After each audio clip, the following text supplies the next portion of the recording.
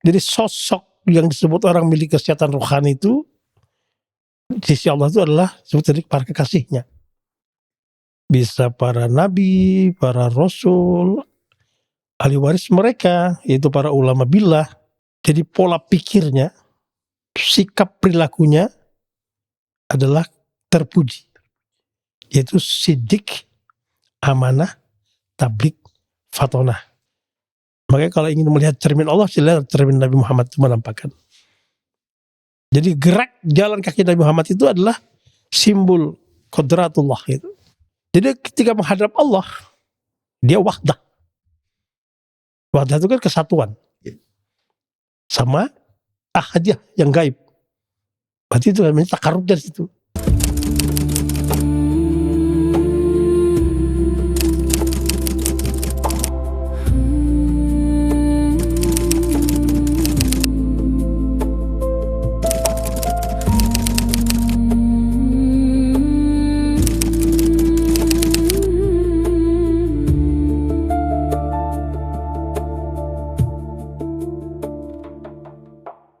Assalamualaikum warahmatullahi wabarakatuh. Kita jumpa lagi di dalam podcast The Prophetic Mindset, Suluk Akhir Zaman. Alhamdulillah, pada hari ini, episode kali ini kita akan membahas tentang bagaimana meningkatkan keimanan dan ketakwaan dalam rumah tangga. Alhamdulillah telah hadir bersama kita Al-Mukarram Kiai Haji Hamdani Bakran Az-Zaki, Abi Hamdani.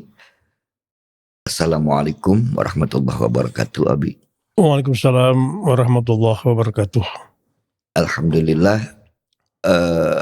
beberapa pertanyaan masuk ke dalam tim redaksi kami, dan di antara yang terpenting adalah pertanyaan tentang apa dan bagaimana meningkatkan keimanan dan ketakwaan rumah tangga dalam sebuah keluarga. Baik, Abi, berkaitan dengan pertanyaan seperti itu tadi, menurut Abi, apa yang sebetulnya terbaik harus dilakukan? Terima kasih. Alhamdulillah wa syukurillah. Wala haula wala quwwata illa billah. Allahumma shalli wa sallim wa barik ala nabiyina wa rasulina wa Muhammad wa ala alihi wa azwajihi wa dzurriyyatihi wa sahbihi ajma'in. Terima kasih Mas Fadilah. Kita menyambung materi kita beberapa hari yang lalu. Ya. Tentang membangun kecerdasan kenabian atau prophetic intelligence harus dan tidak boleh tidak dia berpondasi dengan sebut dengan kesehatan rohani, yaitu keimanan dan ketakwaan. Itulah kesehatan rohani. Nah, dalam acara hari ini kita akan berangkat kesehatan rohani oleh standarnya Allah. Standar Allah kan tentunya yang tertinggi ya. Memang itu yang dia harapkan. Dia memberikan agama yang ada di muka bumi ini kan dalam rangka mengangkat hambanya menjadi yang terbaik, itu yang sangat dekat dengan dia, gitu. Yang sangat dia ridhoi, yang sangat dia cintai, yang sangat dia ingin temui, gitu kan. Nah, berangkat dari ayat Auzubillahi minasyaitonirrajim, bismillahirrahmanirrahim. Ini surat Yunus ini 63-65. Ala inna awliya Allah la khaufun 'alaihim wa lahum yahzanun. Jadi ketahuilah bahwa para kekasih Allah itu diwali yang mengatakan kekasih, sahabat, teman. Di sini kita paling pas para kekasih Allah. Mereka tidak memiliki perasaan takut dan bersedih hati. Siapa mereka? Alladzina amanu adalah orang-orang yang sudah beriman. Wa kanu yattaqun, dan sudah selalu berada dalam kondisi selalu bertakwa kepada Allah, gitu kan. Lahumul busra fil hayatid dunya fil akhirah, mereka memperoleh berita yang menggembirakan saat mereka hidup di muka bumi di dunia ini sama besok di akhirat. Itu anunya Allah, janji Allah itu kan. La tabdila kalimatillah, jadi kalimat janji-janji Allah itu tidak akan berubah. Tidak akan berubah. Zalika wal fawzul azim, itu disebut dengan kemenangannya agung. Berangkat dari ayat ini, jadi sosok yang disebut orang milik kesehatan rohani itu di sisi Allah itu adalah disebut tadi para kekasihnya. Bisa para nabi, para rasul, ahli waris mereka, yaitu para ulama billah atau ulama yakhshallah, ulama yang sangat takut kepada Allah. Itu. Atau orang-orang soleh. Kalau orang soleh kan belum tentu ulama. Iya. Tapi kalau ulama billah, ya yakhshallah pasti soleh gitu, soleh. Nah di sini kita satu-satu kita bahas dulu arti aulia ini apa sebenarnya, kan dari jamak dari wali ya, arti aulia. Kalau kita baca tafsir Al-Jailani yang dinisbatkan kepada Syekh Abdul Qadir Al-Jailani, aulia itu beliau mengartikan mereka yang telah Allah bersihkan. Allah menggunakan kata bersihkan, takhlis ya, dari tabiat kemanusiaan, namanya tabiatil basyariyah, menjadi huwiyah ilahiyah, yaitu beridentitas atau bercitra ketuhanan. Itu wujud rohaninya. Bahasanya kunyah ya, Bi. Ya, kun. Jadi bahasa rohaninya. Jadi namanya huwiyah ilahiyah. Huwiyah itu artikan kalau ada huwiyah atau huwiyah. Itu artinya identitas. Kediaan, identitas yang bersifat ketuhanan. Itu wujud batinnya. Jadi wujud batin dari orang-orang yang Allah sucikan tadi bergelar huwiyah ilahiyah, beridentitas atau bercitra ketuhanan. Nah, sedang wujud zahirnya itu dia bergelar namanya huwiyah Muhammadiyah. Jadi bercitra, beridentitas kemuhammadan. Terpuji gitu. Kalau dia huwiyah ilahiyah, berarti wujud zahirnya atau zahir wujud dirinya itu menampakkan sifat-sifat Tuhannya, itu jalal, agung, jamal, cantik, indah, kohar, perkasa, kamal dan sempurna. Gitu. Itu wujud batinnya yang bergerak tadi huwiyah ilahiyah. Sedangkan wujud yang zahirnya yang bergelar tadi huwiyah Muhammadiyah itu menampakkan jadi pola pikirnya, sikap perilakunya adalah terpuji, yaitu sidik, amanah, tablik, fatonah. Nah itu makna aulia.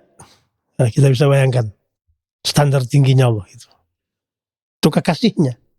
Itu. Lalu siapa mereka itu sebenarnya? Ayat lanjutkan menjelaskan allazina amanu. Mereka orang-orang yang sudah beriman, sudah beriman. Berarti sudah mengenal, sudah percaya dan sudah meyakini tentang wujud Allah, tentang zat Allah. Ya, wujud Allah, zatnya, sifat-sifatnya, nama-nama dan perbuatan-perbuatannya Allah, dia sudah percaya. Zat Allah jelas. Laisa kamislihi syai'un. Itu kenal betul. Zat Allah seperti apa? Tentang dia yakin bahwa wujud pasti ada. Cepat dia sudah kenal itu. Kidam.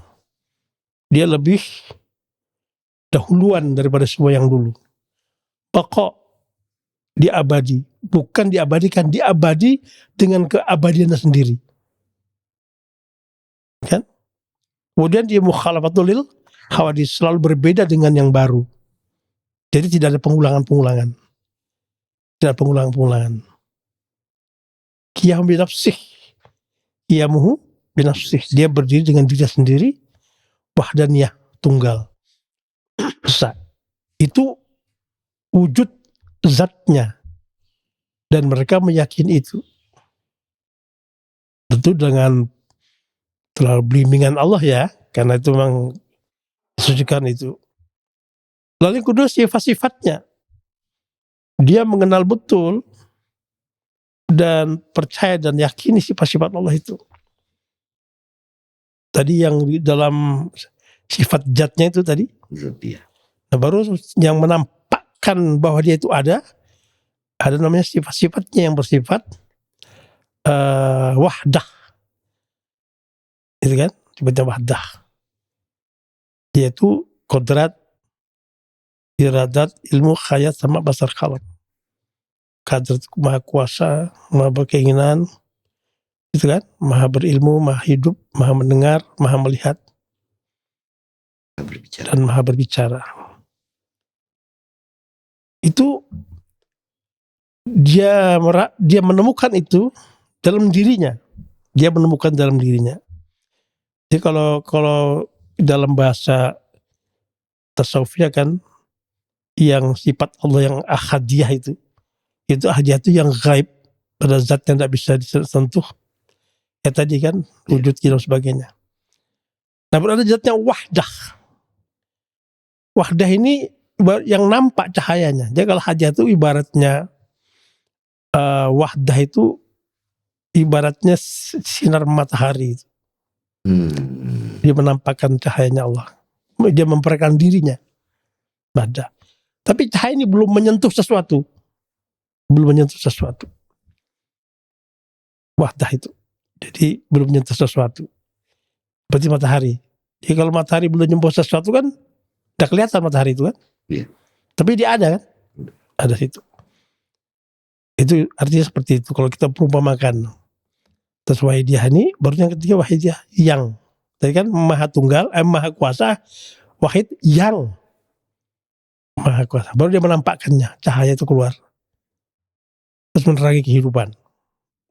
Nah, ada ungkapan yang populer di kalangan kaum irfani, bahwa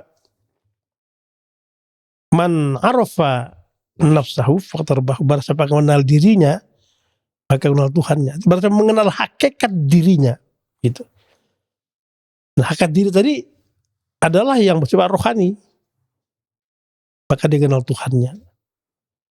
Nah, jadi hakikat dirinya tentu saja di sini tidak bisa dilihat dengan mata kasar, tapi dengan mata musyahadah, mata batin. Ya Allah juga yang menampakkan. Nah, hakikat dirinya Allah juga menampakkan. Nah, karena disitulah akan nampak tanda-tanda keberadaan Tuhannya. Dan ini mungkin secara rasional yang tidak bisa, susah memang. Dalam itu kan, itu tadi. Nah, sedangkan wahidiyah tadi yang maha tunggal. Nah, Nabi Muhammad lah yang menampakkan. Kan wahid yang menampakkan Muhammad. Jadi gini, kalau kita bahasakan, potensi kodra itu sudah ada di diri Muhammad masuk. Di Rasulullah itu kan. Nah, itu bentuk batinnya. Maka tadi katakan huyah ilahiyah dalam batinnya. Nah, begitu Nabi Muhammad zohirnya nampak, nah maka dia menunjukkan sifat-sifat Tuhannya. Maka dia menjohirkan. Nabi Muhammad ini menampakkan. Makanya kalau ingin melihat cermin Allah, sila cermin Nabi Muhammad itu menampakkan. Jadi gerak jalan kaki Nabi Muhammad itu adalah simbol kodratullah itu. Jadi dia berjalan kodrat terus ya, kodratullah dan sebagainya, seterusnya Muhammad. Nah, kemudian Nabi Muhammad karena beliau ini adalah rahmatan alamin, maka rahasia Allah dalam dirinya yang bersifat kodrat, iradat, ilmu, khayat, basar, qalb tadi kan, maha kuasa itu dalam tubuh beliau itu merupakan Satu fenomena-fenomena yang sangat luas. Bukan pengertian kuasa itu apa sebenarnya. Keinginan itu apa? Itu menampakkan fenomena-fenomena, gambar-gambar, berita-berita tentang 7 itu tadi. Kekuasaan Allah, seperti apa kekuasaan itu. Ditampakkan dalam bentuk fenomena. Tapi itu musyahadah, tidak kelihatan. Kekuasaan Allah, Masya Allah seperti ini. Ya. Secara zahir kita bisa lihat kekuasaan Allah itu. Umpamanya tumbuh-tumbuhan dari biji bisa tumbuh, ya itu kan, itu mengandung apa di dalamnya, itu kan banyak sekali situ dalam diri. Nah itu yang masuk itu. Nah kalau sudah itu mengendap di dalam, nah nanti baru ditampakkanlah sifat-sifat tadi itu dalam bentuk pola pikir, sikap dan perilaku Nabi Muhammad. Jadi kuasa Nabi Muhammad bersama kuasanya Allah. Gitu. Jadi kodratu Muhammadin bi kodratillah. Itu ada pada langkah kaki, itu simbolnya. Kemudian keinginan itu simbol pada 2 tangan, keinginan. Nabi menampakkan bagaimana langkah kaki Nabi pasti menuju kepada minallah ilallah. Kemudian bagaimana keinginan Nabi? Minallah ilallah. Bagaimana pengetahuan Nabi? Minallah ilallah. Bagaimana kehidupan Nabi? Minallah ilallah. Bagaimana pendengaran Nabi? Minallah ilallah. Bagaimana penglihatan Nabi? Minallah. Bagaimana ucapan Nabi? Minallah ilallah. Nah itu ditampakkan Muhammad. Supaya umat ini bisa menerima, maka Nabi menyampaikannya. Jadi pola pikir sikap berlakunya dengan sidik, amanah, tablik, fatonah. Itu memperhalus bahasa yang mengendap di dalam Nabi. Paham itu ya? Itu bahasa itu. Baru itu akan mengalirkan. Maka Nabi Muhammad itu sebab rahmatan alamin. Itu kalau mau bicara tentang iman yang dalam standar yang tinggi seperti itu. Nah, jadi nanti kita sampai ke sana itu yang beriman. Sudah. Berarti dirinya sudah menerima cahaya tadi, kodrat, iradat, ilmu sebagai tanda bukti dia mengenal sifat-sifat Allah, nama Allah tadi. Gitu ya. Nah, dia berdiam diri. Ini kalau saya ucapkan dalam bentuk kata-kata, kalimat kata-kata yang asli yang Allah sampaikan di dalam, orang celaka semua. Karena bahasa Allah. Kulil haq walakan namuran, berat, pahit. Maka Nabi menggunakan bahasa Nabi tablik, biar sampai nyentuh ke hati. Nabi bisa bilhal itu kan, dengan fenomena-fenomena. Nah itu cara beliau orang-orang yang sudah Allah sucikan seperti itu. Dan jadi pengendap. Jadi ketika menghadap Allah, dia wahdah. Wahdah itu kan kesatuan. Sama ahadiyah yang gaib. Berarti itu namanya takarub dari situ.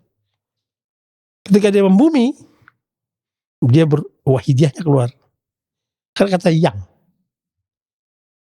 Kalau kata qadir kuasa, kalau qadir yang maha berkuasa. Dia menampakkan kuasaannya, bisa melangkah, berjalan. Gitu. Qadrat, iradat, keinginannya. Dia yang melahirkan keinginan tadi namanya muridun. Nah, muridun dia seperti yang Allah inginkan. Gitu kan? Kemudian dia berilmu, mengetahui ilmunya Allah. Maka dia jadi yang alim, mengetahui. Karena dia berada di ilmunya, maka dia mengetahui. Nah gitu dan seterusnya. Jadi gitu artinya. Nah artinya orang sudah beriman itu berarti bekasan-bekasan keimanannya, buah-buah keimanannya, dia mengenal marifat, tadinya bertakwa pada Allah, itu sudah bekasan mengendap dalam dirinya, dalam wujud batin dirinya, atau batin wujud dirinya, gitu ya. Itu tahu aulia kan? Iya. Nah, dia ibaratnya ya fana nih kan, fana. Nah ketika dia membumi, kan dia ingin melahirkan nih. Ya. Melahirkan, gimana melahirkan kodrat Allah nih, Qadirun yang maha berkuasa. Maka dia menampakkan aktivitas-aktivitas kekuasaan Allah itu. Nah kalau murni Allah, kayak orang zazab itu nggak ngerti syariat lagi sudah, langsung dari Allah. Maka berat kan? Berat. Jadi kekuasaannya seperti Allah ya tidak mungkin. Hancur alam. Bilang gila. Keinginannya juga seperti Allah. Waduh, berat. Nah Rasulullah sebagai wadah yang paling sempurna menghimpun sifat-sifat Allah tadi, lalu beliau menampakkan. Nah tadi kan jiwa Muhammadiyah tadi dengan sidik, amanah, tabligh, fatona. Dia jujur, ya kan? Dia lurus, tidak berdusta. Apa yang Allah sampaikan kepadanya, ya baik di hadapan Allah untuk diri dan orang lain. Dia sampaikan. Dan cerdas saja. Iya. Istimewa bi fatona. Fatona. Dia amanah, sedikit pun tidak ada yang dia hianati Allah. Setia, wah nama kekasih setia sekali sama Allah. Dia tidak pernah mendua sama Allah. Makanya kalau mendua Allah cemburu, mati nanti kita. Nah mendua. Jadi di situ rahasia. Jadi betul-betul dia amanah. Betul-betul. Pokoknya aman deh sama Nabi, tidak akan mungkin dikhianati, tidak akan dikurangi, tidak apa kan. Di hadapan Allah, dirinya sendiri maupun orang lain. Yang ketiga tabligh. Nah tabligh ini hebatnya Nabi. Kalau Nabi menyampaikan materi, kodrat, iradat, ilmu khayat sama basar kalam yang ada dalam tubuh beliau, yang langsung dia terima dari Allah langsung, alam hadiah langsung sampaikan, geblak orang. Gak mungkin.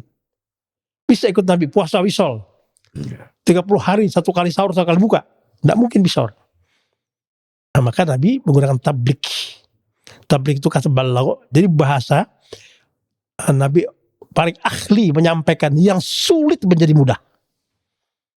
Di bahasa langit begitu sulit, gaib, Nabi lahirkan. Mungkin dalam bentuk orang-orang awam, Nabi bilkhal, kasih contoh saja. Ini bicara yang benar, ini berperilaku yang benar, ini bersikap yang benar, ini bergaul yang benar, ini berinteraksi yang benar, ini berkomunikasi yang benar. Hanya Nabi sampaikan dalam bentuk contoh. Itu namanya hanya bilkhal, contoh. Oh, begitu cara Nabi jalan. Oh, begitu cara Nabi makan. Silakan. Tapi kalau pakai bahasa kalam dari Allah, sulit nanti orang nerima. Jadi contoh dengan bilkhal. Nah itu caranya. Kalau orang kan pakai bicara. Wah saya gak mudeng ya Pak, susah ya, gak paham ya saya. Paling berat kan memudahkan bahasa yang sulit menjadi mudah itu gampang gak? Susah. Jadi orang hebat bahasanya. Tapi orang gak paham. Karena gak tabligh. Karena Nabi sulitnya kalau Nabi menggunakan bahasa untuk menyampaikan. Nabi bilhal. Dengan contoh fenomena aja. Nanti masing-masing orang yang punya tingkatan berpikirnya, tingkat strata bawah, strata tengah, strata atas ya, elementary, intermediate, advance, dia bisa menerjemahkan masing-masing. Ya gitu. Jadi itu contohnya seperti itu. Jadi memang itu Rasulullah. Jadi bilkhal, fenomenanya itu rahmat alamin, semua orang bisa baca. Dia tidak pakai fenomena Tuhan. Fenomena Tuhan gawat orang. Jadi itu caranya menutup. Jadi baju yang di luar pakailah di luar, jangan baju di dalam dibalik di luar. Orang gila bilang kan. Itu tabligh. Cuma Superman yang bisa kayak gitu. Semuanya. Jadi memang sulit. Itu kan bahasa yang sulit, istilah yang sulit, materi yang sulit bisa Nabi permudah dengan bahasa tabligh. Sampai menyentuh ke hati Nabi. Itu tabligh. Nah, itu ya Rasulullah kan menyampaikan tadi yang ada dalam dirinya beliau itu. Dalam diri beliau itu, ya ilmu Allah yang mungkin 99,9% plak dari Allah. Kalau disampaikan semua, secara syariat juga tidak cukup umur Nabi, cuma 23 tahun. Banyak yang tidak cukup, makanya semuanya simbol-simbol semua. Jadi Al-Quran itu isinya sebenarnya simbol-simbol semua. Umur menyampaikannya itu yang 23 tahun itu. Iya, tidak cukup. Iya, tidak cukup. Padahal menyampaikan setelah usia 40 tahun kan? Iya, betul. Cuma berapa tahun? 23 tahun. Padahal Quran di dalam tubuh Nabi itu, waduh, ibaratnya kayak Lauh Mahfuz itu di dalam tubuh Nabi. Makanya kolbu itu disebut Lauh Mahfuz karena dia menyimpan sesuatu yang sudah terjadi, sedang terjadi, dan akan terjadi. Itu. Baru yang terakhir, fatonah. Nah, jadi kecerdasan Nabi menggunakan akal fikir. Fikir itu cara memahami, menganalisa, membanding, mengambil hikmah. Itu fikir. Ini kalau dalam bahasa kita itu tafakkur, tadabbur, baru tafakuh. Ya, itu. Mengambil hikmah. Gitu kan? Nah itu kerja pikiran. Nah kerja hati tidak bekerja, hati hanya menerima. Kalau pikir itu bergerak, kalau hati menerima titah-titah Allah yang bersifat kata-kata, yaitu ilham. Kemudian menerima titah-titah yang berbentuk rasa, rasa hak, rasa batil. Di antara fenomena atau isyarah-isyarah kegaib. Nah, dua itu. Jadi fatonah itu keseimbangan. Jadi cerdas melangit itu kolbu, cerdas membumi adalah akal fikir. Nah itu adalah orang-orang yang sudah memang betul-betul amanu. Kita bayangkan tuh amanu. Itu ya. Lalu yang kedua, wakanu yatakun. Kan itu fi'il madhi atau past tense? Itu kan isim kana. Itu bentuk madhi kan? Yeah. Kanu kan? Nah kalau kata kanu diartikan apa? Telah. Berarti sudah terjadi, sudah dalam eksistensi, yatakun, selalu bertakwa. Dan tidak pernah berhenti. Sudah tidak pernah berhenti bertakwa. Artinya terus berjalan. Yatakun tadi, berjalan. Nah yatakun sudah kita jelaskan kan? Yeah. Yaitu mereka selalu menjaga hak-hak Allah daripada Allah. Diberi anugerah oleh Allah. Diberi hadiah oleh Allah. Sebuah kemampuan yang dahsyat sebagai kekasihnya untuk bisa menjaga hak Allah yang ada pada Allah. Yaitu kalimat la ilaha illallah. Dan hak Allah adanya pada makhluknya. Nah mungkin saya bisa cerita ini. Yeah. Saya diajari oleh ayah saya. Yaitu Abah Bakran Az-Zaki bin Abdul Karim bin Abdul Latif Al-Banjari, itu ayah saya mengatakan. Begitu saya baru supit tuh, SD kelas 6. Saya sudah diijazah oleh ayah saya baca kalimat ya Allah, ya Rahman, ya Rahim, ya Alim, ya Batin. Masa bisa 100 kali. SD. Seperti itu. Nah ketika saya mulai lulus, ya mulai kuliah kan, tahun 84, baru diijazahi kalimat tauhid untuk menjaga hak Allah yang ada pada Allah. Yaitu kalimat la ilaha illallah. Secara rahasia, secara sir. Jadi cara naik turun napas kita tuh la ilaha illallah. Sampai nanti akhirnya jantung tuh berdetak sendiri mengucapkan kalimat Allahu Allah. Itu tahun 84. Mungkin ya pertengahan atau awal 84 yang hijrah itu. Itu abah saya. Ya. Dalam rangka menjaga hak-hak Allah pada Allah. Supaya tidak musyrik. Musyrik secara vertikal. Nah, 88 di Zazahira ini anu ya, zikir batinnya. Sir. Tahun 88 saya dianugerahi ketemu lagi oleh guru saya. Tuan Guru Yahya Khalil Al-Lomboki di Lombok. Di Zazahi menjaga hak Allah yang bersifat batin, zahir. Karena dia udah tahu ini udah zahir kan batinnya. Zahirnya. Nah, dijelaskan kalimat dari Allah tadi dengan bilisan. Dilakukan. Seperti kalau kita malam Jumat kita menajah ya. Istighosah mujahadat ya. La ilaha illallah. Itu kan? Nah, baru kita membumi. Kalau tadi itu untuk melangitnya. Nah, membumi dah jadi. La murada illallah. Tidak ada yang diinginkan kecuali Allah. Supaya keinginanmu begitu buka mata sampai kau tidur lagi, keinginanmu selalu dalam kondisi tauhid. Itu hak Allah pada rahmat alamin. Begitu dalamnya. Lalu yang kedua, setelah la murada, la matluba. illallah. Tidak ada yang dicari, dituntut kecuali Allah. Supaya pencarianmu mulai dari bangun tidur sampai kau pergi tidur selalu dalam tauhid. Selalu filah billah. Selalu dalam Allah dan bersama Allah. Itu kalau tadi berarti ini zohirnya. Cek ketemu beliau. Kayak pasangan aja gitu. Jadi abah saya itu. Dan wajah beliau juga mirip-mirip. Mirip-mirip. Itu dengan beliau ini Tuan Guru Yahya Al-Khalil. Allah pokoknya Masya Allah. Di lama udah meninggal beliau. Itu luar biasa karomahnya. Baru la maksuda ilallah. Tidak ada yang dimaksud dituju olehmu kecuali Allah. Jadi tujuanmu bangun tidur sampai pergi tidur, tujuanmu itu yang kau ingin raih, yang ingin maksud, selalu dalam pengawasan Allah. Fillah billah. Berarti kamu menjaga hak Allah pada makhluknya. Baru la ma'buda illallah. Kau tidak menyembah kecuali Allah.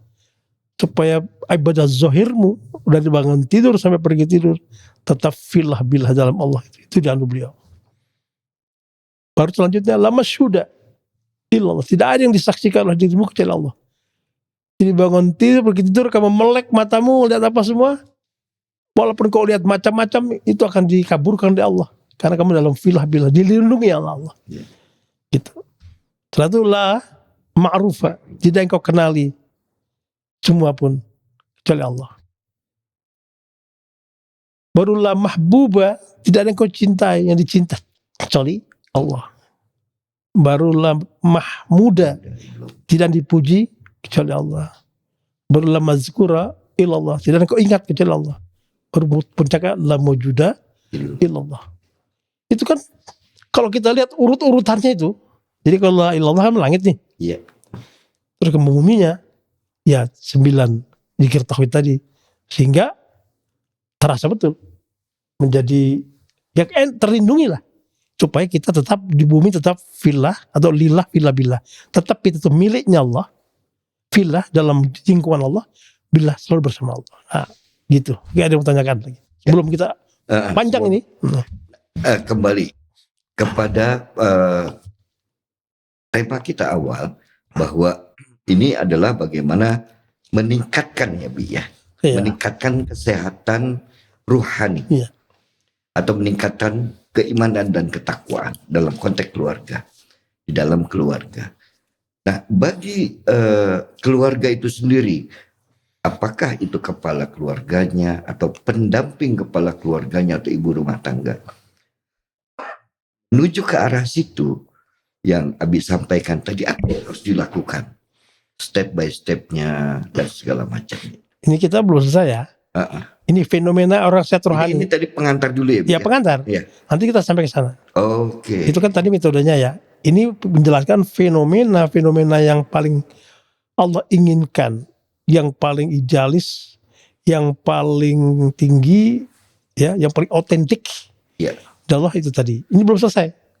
Ini bicara janji Allah orang yang sehat rohani itu loh. Baik.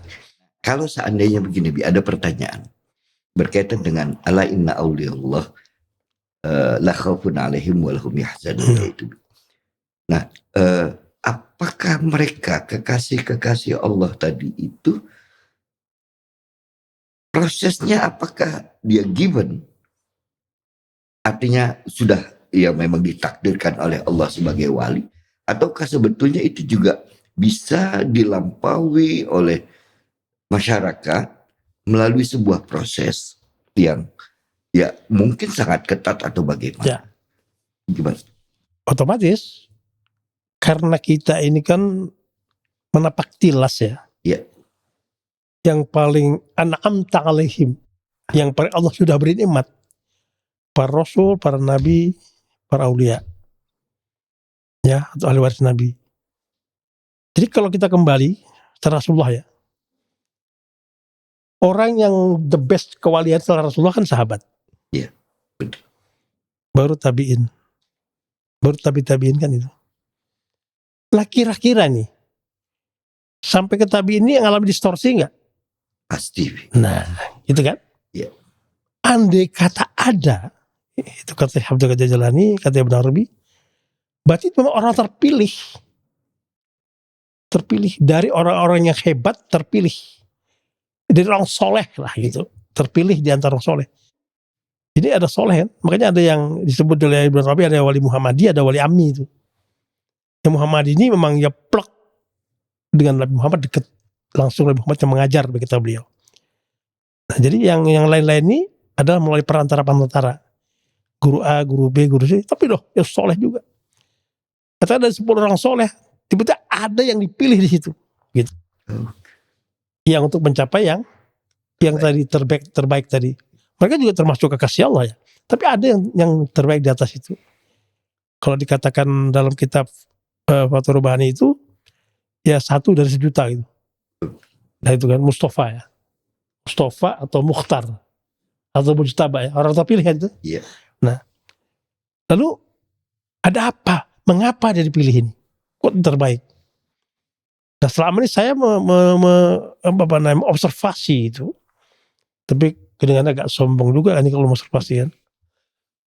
Jadi satu sisi saya belajar di banyak baca-baca kitab yang berkaitan itu, sekaligus saya juga minta mohon kepada Allah, ya Allah, kenapa orang ini kok yang terpilih, kenapa? Ternyata ada sejarahnya gitu. Oh, ternyata sejarahnya. Setelah kita perhatikan, rupanya memang doa ibunya, bapaknya, kemudian dari bapak doa neneknya sama nyambung gitu loh. Jadi doa cicit canggahnya gitu, ke kakeknya, ke ibunya, bapaknya, itu sama. Ya Allah, berikanlah yang terbaik untuk anakku ya Allah dalam kesolehannya ini. Sebagaimana kau beri terbaik kepada Rasulmu dan sahabat kekasihmu. Itu perminta doanya. Itu saya pelajari seperti itu. Ternyata ada doa yang seperti dahsyatnya. Saya pernah cerita mendengar ketika Agim mengundang Ustadz Hadi Hidayat yang begitu dahsyat anak muda ini. Saya katakan sudah mungkin di akhir zaman tuh ulama muda yang beliau ini ya. Luar biasa. Itu anugerah Allah, kan kalau tidak karomah nggak mungkin. Dengar cerita beliau itu ibunya. Sampai ibunya menjual semua pakaiannya untuk sekolah dia. Bayangin, berarti kan ibunya doa luar biasa. Ibunya. Sampai beliau cerita apapun yang beliau lakukan, semua atas nama ibunya. Nah itu. Maka terus luar biasa kan. Jadi tidak ada pasti ada sebab akibat, sebab nuzulnya. Kita hidayah itu luar biasa. Gitu kan. Mungkin dari 100 anak muda sebelum hanya beli satu-satunya. 1.000.000 mungkin lah. Nah itu contoh. Ini contoh konkret ya. Kalau kita fenomena beliau itu. Nah seperti itu. Bayangkan itu. Nah itu contoh. Jadi pasti doa kedua orang tuanya, kakeknya itu nyambung. Bintangnya dia terbaik. Makanya saat ini saya, ya beliau itulah. Ya. Kadang-kadang kalau ada hukum-hukum yang berkaitan dengan itu, saya mesti merujuk ke beliau itu. Gitu. Karena ketat gitu ya. Ketat beliau itu. Dan santun rasanya. Ya memang agak kelas tinggi nih untuk mahasiswa lah ya. Mahasiswa. Banyak kita fenomena ulama itu untuk membangkitkan semangat untuk kesehatan rohani kita kan. Itu kita ya kalau yang untuk penyadaran itu kita lihat Ustaz Abdul Somad dan sebagainya, Gus Baha, banyak kan. Itu contohnya Gus Koyim, banyak lah tokoh-tokoh itu kan. Itu beliau itu semua menggunakan metode tabliknya itu bisa menyentuh ke hati. Nah itu tablik itu beliau itu. Dia punya potensi tablik beliau itu. Nah itu menyentuh. Kenapa tabliknya bisa menyentuh? Karena beliau sidik. Dia jujur dengan dirinya, dengan Allah. Dia belajar, dia mengamalkan, dia menyampaikan, dia amalkannya. Berbeda orang yang menyampaikan, tidak diamalkan, kita tidak menyentuh ke hati kan. Tidak sampai tablik. Nah itu contoh-contoh yang konkret yang bisa kita lihat. Nah, jadi itu persoalan yang berkaitan dengan pilihan orang yang dipilih oleh Allah untuk memiliki standar kesehatan rohani yang tinggi. Nah seperti itu. Nah lalu ayat selanjutnya, lahumul busra fil hayati dunya wa fil akhirah. Mereka berita gembira dengan di akhirat. Apa berita gembira di dunia? Allah berfirman dalam hadis qudsi riwayat Bukhari dari Abu Hurairah, Man adali waliyan, barang siapa memusuhi kekasihku, faqad azantuhu bil harb, aku izinkan untuk melakukan peperangan dengan mereka. Berarti dia dapat fasilitas dari Allah, pasukan, itu kekasih Allah. Ya. Contohnya sekarang, coba sekarang berani tak gina Ustaz Somad? Nggak berani. Berani kita Ustaz Hidayat? Berani kita Gus Baqayyim? Berani? Tidak berani, pasukan memperang. Nah, itu tandanya. Ayo kau ganggu. Itu orang-orang yang mendapatkan fasilitas oleh Allah, pelindung lewat hamba-hambanya. Belum malaikat lagi, itu baru yang zahir. Malaikat pasti turun ya, berdoa. Beliau-beliau ini termasuk kekasih Allah. Termasuk peristiwa-peristiwa keanehan ketika perang antara orang-orang Palestina dengan... Ya, itu lagi. Udah sejauh-jauh, ketika di Poso dulu. Oh iya. Ya kan? Ya ampun. Aneh-aneh terjadi kan? Banyak. Ingat kasus Afghanistan dulu. Iya. Rusia, Uni Soviet sampai bangkrut. Ya kan? Banyak keanehan-keanehan di sana. Itu pasukan-pasukan Allah secara yang gaib dari langit, yang bumi, ya para jamaah-jamaah ini yang membantu. Jadi berbahagia orang-orang yang begitu dia berjuang karena Allah, untuk Allah itu. Saya terus terang aja, jauh berani ganggu guru-guru itu, kayak gus-gus besar itu, ngamuk di Indonesia. Nah itu Masya Allah, itu artinya janji Allah di dunia. Nah yang bersifat zohiriyah, yang bisa lihat. Nah baru yang batinnya. Lalu melanjutkan kan firman Allah tadi, mata taqarraba ilayya abdi, siapapun hambaku yang selalu mendekatkan kepada aku, bisyai'in ahabba ilayya, dengan sesuatu yang membuat aku jatuh cinta, mimma iftaradtuhu alaihi, apa yang aku telah fardukan kepadanya. Gitu kan? Betul. Wa yazalu abdi, dan juga hambaku yang selalu yataqarrabu bin nawafil, yang mendekatkan diri dengan ibadah-ibadah tambahan, ibadah sunnah, hatta uhibbahu, sampai aku jatuh cinta kepada hamba itu. Iza ahbabtuhu, apabila aku jatuh cinta kepada hambaku, kuntu sam'ahu, aku menjadi pendengarannya, allazi yasma'u bi, dia mendengar dengan pendengaranku. Bayangin tuh, itu di dunia, di bumi ini, di dunia ini, ya kan? Wa basarahu, aku menjadi penglihatannya, allazi yubsiru bi, dia melihat dengan penglihatanku itu. Gitu kan? Wa yadahu, menjadi tangannya, allati yabtishu biha, dia memegang dengan tanganku, menggenggam, mencengkram. Wa rijlahu, kakinya, allati yamsi biha, dia berjalan dengan kaki itu. Terakhirnya, lain sa'alani, jika dia meminta kepadaku, gitu kan? Apa kata Allah? La'utiyannahu, aku pasti benar-benar memberinya. Gitu kan? Lain ista'azani, jika dia ingin minta tolong padaku, perlindungan, apa kata? La'u'izannahu, pasti ku tolong.